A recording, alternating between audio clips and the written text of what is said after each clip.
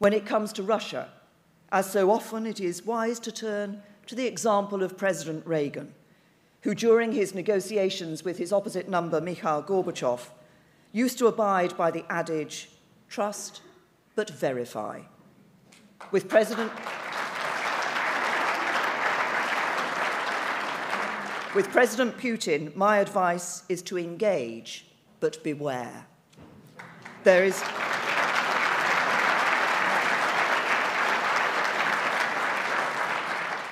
is nothing inevitable about conflict between Russia and the West, and nothing unavoidable about retreating to the days of the Cold War. But we should engage with Russia from a position of strength, and we should build the relationships, systems, and processes that make cooperation more likely than conflict. And that, particularly after the illegal annexation of Crimea, give assurance to Russia's neighbouring states that their security is not in question.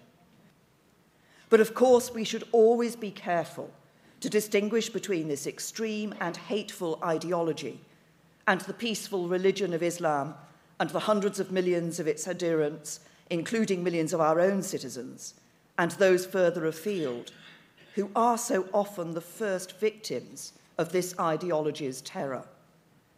And nor is it enough merely to focus on violent extremism.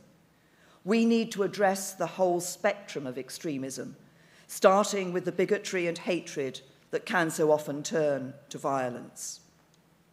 Yet ultimately, to defeat Daesh, we must employ all of the diplomatic means at our disposal.